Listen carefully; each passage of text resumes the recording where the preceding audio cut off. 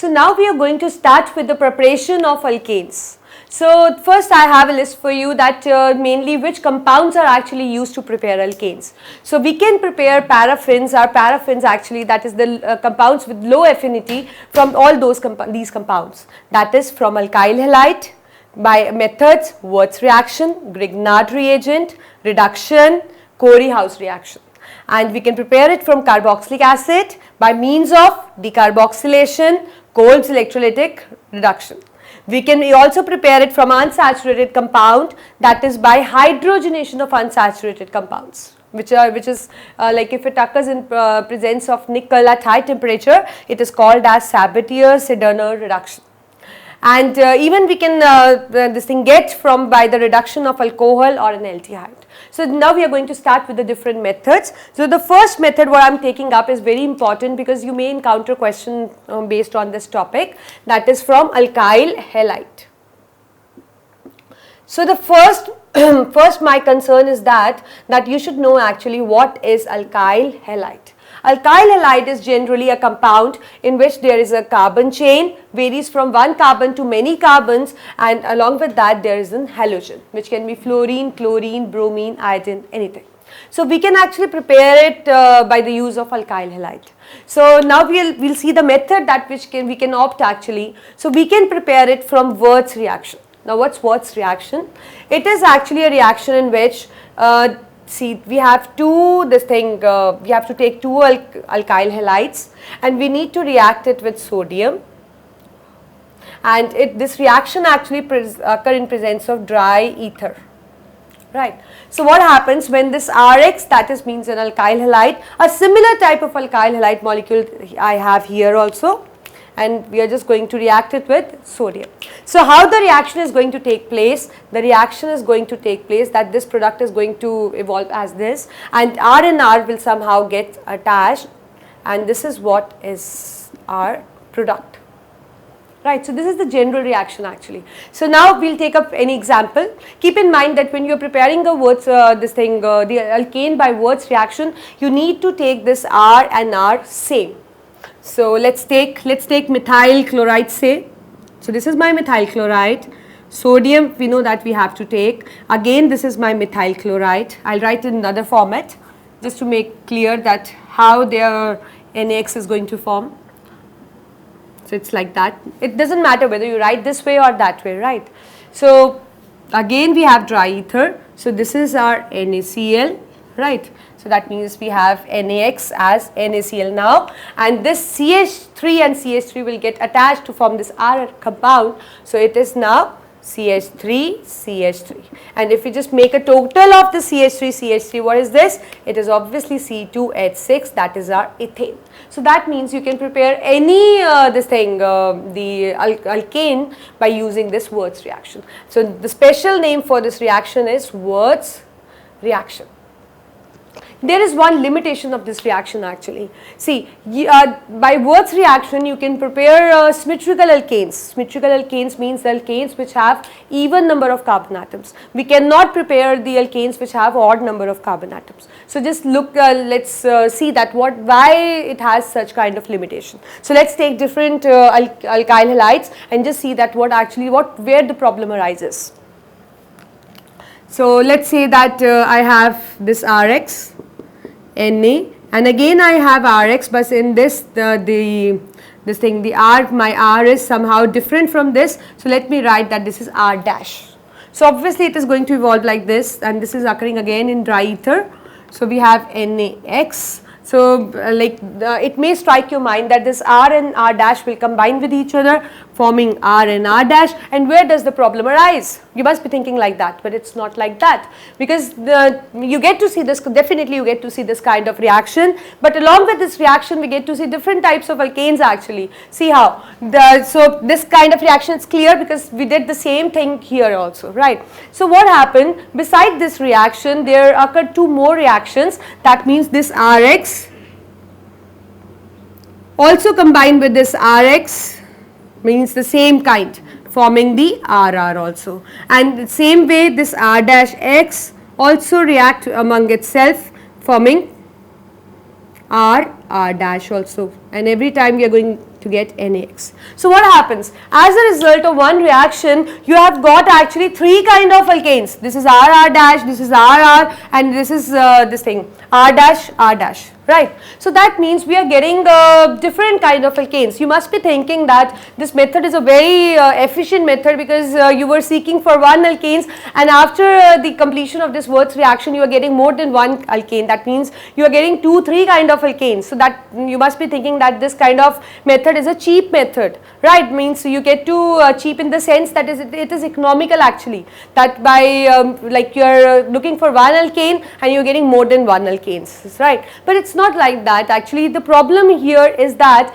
though we get the mixtures, but the mixtures actually all the alkanes actually have nearly same boiling points. So that means we are not able to separate these alkanes from one another because they have almost same kind of boiling point. So there the problem arises, right. So there the problem arises that we are not able to separate these alkanes. So this will remain as a mixture, and we are obviously not seeking for the mixture. We need a proper alkane. Like if I am seeking for ethane, I need ethane obviously, right. I don't need a mixture, that means ethane with propane or methane, because somehow its properties are going to get altered, right. So here the problem arises. So this is actually a limitation, the main limitation for the Würth reaction. That means this method is actually used for preparing the symmetrical ones, but obviously not for the unsymmetrical ones. The reason is now you know that because when you just make a reaction, they react with one another also, and this react with itself, and this also react with itself. So as a result you get mixtures, right, and the mixtures are definitely difficult to get separate, right. So now definitely if we need to prepare a symmetrical alkane, we can prepare it by this method. But if you need to prepare the unsymmetrical one, its limitation is actually overcome by the other reaction that is called as Quarry-House reaction. That is called as Quarry-House reaction. So I am just going to rub this example, right. This is my Würth reaction, let it be here, right. So this its Würth reaction limitation is actually overcome by Quarry-House reaction. So that means the limitation is that this method can actually be used to prepare symmetrical as well as asymmetrical. So let's see that how it helps in making the unsymmetrical alkanes. So what do we have here? First we have Rx. Obviously we are going to do it from alkyl halide, and we are going to mix Li, lithium, to it. Right. So when we are going to mix like that, so what we are going to get is when Rx plus Li forms RLi plus LiX. So we have this RLi. Now in the second step I am going to react with alkyl lithium with copper iodide. So when I react with this, so what do I get? I get R2CuLi, and along with that I get a lithium iodide. So now I can use actually this R2CuLi, which is the lithium dialkyl copper, right. So this can be reacted with any other alkyl halide. So I have taken R dash X, that means here the R is different from this. So that means they are just going to attach up, and what we'll get?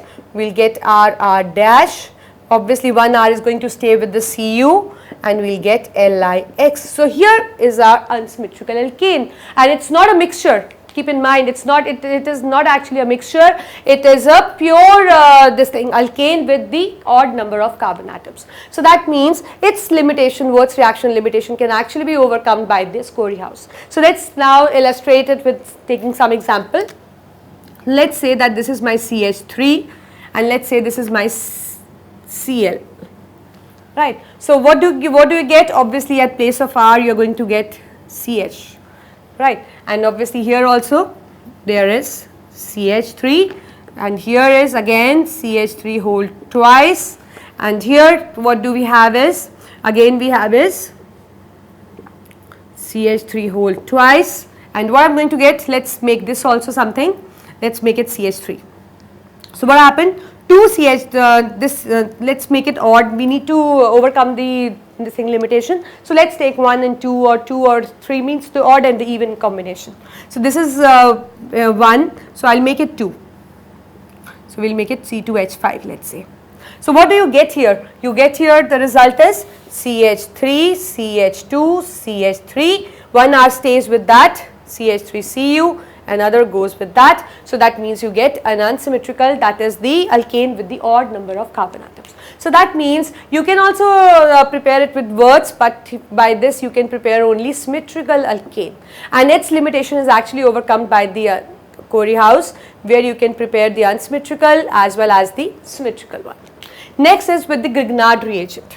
So how we can use the Grignard reagent, we will see that.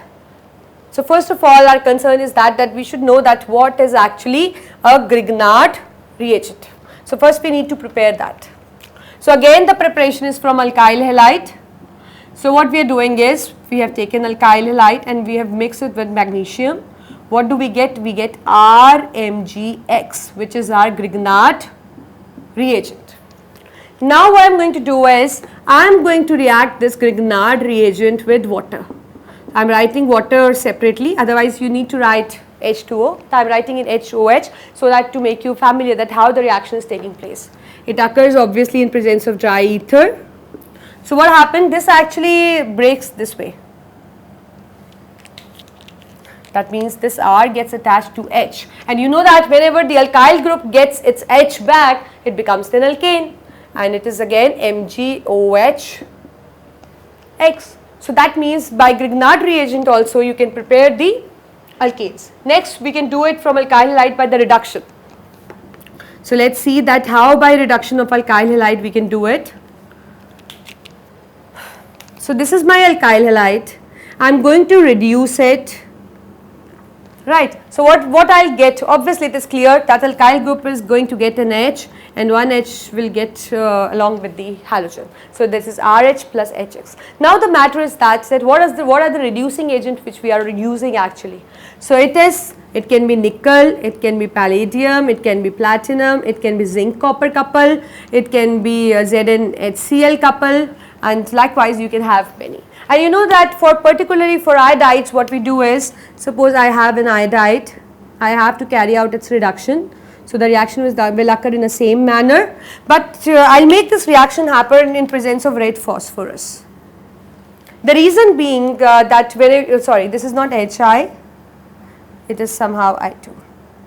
So what happens? This red phosphorus, actually what happens when it reacts with this, so this I2 can react back with RH, giving this the reactants again. So this red phosphorus, what happens, as soon as I2 is formed, it reacts with that, forming Pi3. So that means this is being removed, and this product is, the reaction is stopped at this product. So this is how you can make it make alkanes from using the alkyl halides, that is the Wurtz reaction, the Grignard one, the reduction, and the Quarry house reaction. Second, we are coming on to the carboxylic acid, that how we can prepare actually from the carboxylic acid. So I think it's clear. See, Wurtz reaction is very important, very important. You need to write it carefully, and even you need to be well versed with the limitation. And even the Quarry house is important, because you may get a question like this, that what kind of reaction is used for preparing an unsymmetrical alkane. So there we can make use of the Quarry house reaction, right? So the third one is that, the second method is that we are going to prepare the alkane from carboxylic acid. So as I told you, we have two methods. One is the decarboxylation, other is the cold electrolytic reaction. So let's see what is the decarboxylation. So when we talk of decarboxylation, it is actually removal of CO2. It is actually a removal of CO2. So what we are going to do is, we are going to take a carboxylic acid, any carboxylic acid. So like I have taken ethanoic, you can take propanoic, butanoic, any ethanoic acid, any carboxylic acid, and you need to react it with Na. As you know, Na is more reactive than H, it is going to displace H, and as a result we will get a sodium acetate. This is my sodium acetate. Now I am going to react this sodium acetate with caustic soda, that is the NaOH in presence of CaO, because this calcium oxide, that is the lime, will actually keep NaOH dry, because calcium oxide is somehow hygroscopic in nature. So it will keep it dry. So what happens, the reaction cleaves in this way. The R chain, that means before CaO, whatever R chain you get, it gets attached to this R. So again R is seeking for H, so that means alkyl group when gets H, it becomes an alkane again, and what do we get? We get Na2CO3. So that is by decarboxylation, by removal of CO2 group, we can actually get the alkane. So depending upon that what kind of alkane, suppose if I want to prepare ethane, I am going to take it as C2H5. So when the reaction will occur, obviously C2H5 when gets the H get added to it, it becomes C2H6 ethane. So likewise, if you need to prepare propane, take a propyl group. If you need to prepare butane, take a butyl group. This is actually a reaction in which the compound is going to contain one carbon less than the reactant, right. So this, the decarboxylation we have done. Second, we can prepare by carboxylic acid by the method Kolb's electrolytic reduction. So what is that? Kolb's electrolytic reduction. So let's say we have again a sodium acetate. How we form that sodium acetate, I think it's clear, by the same method, that we are reacting with Na and we get a sodium acetate. Likewise, you can prepare for any other alkyl group also. So what I am going to do, I am going to pass the electric current. So what do I get? I get an acetate ion and obviously a sodium ion.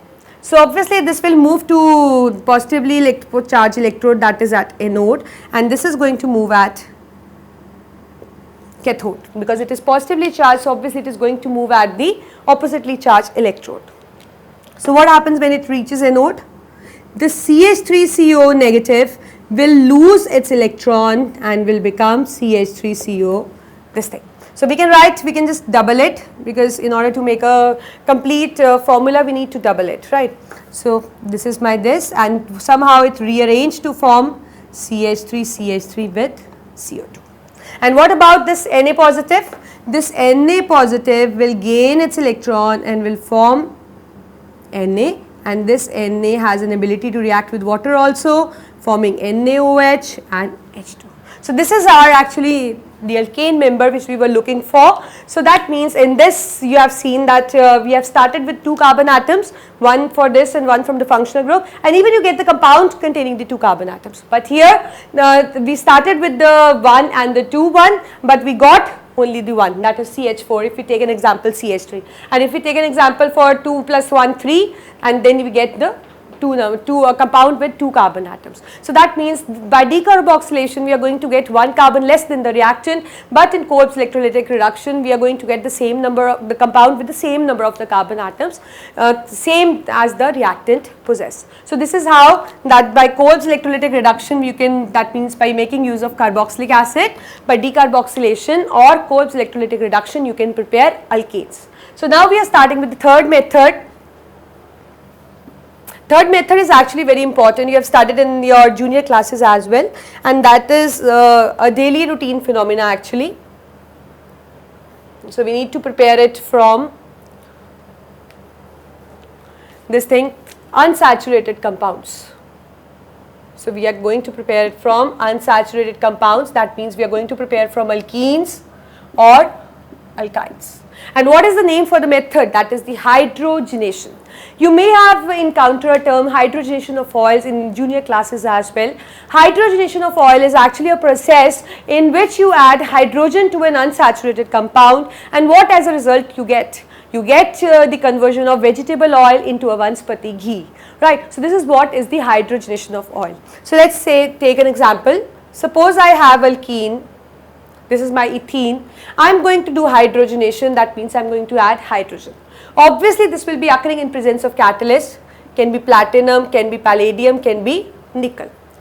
And what happens, obviously there will be an addition reaction, so it will form CH3, and this is our saturated compound, that is alkane, what we were looking for. right?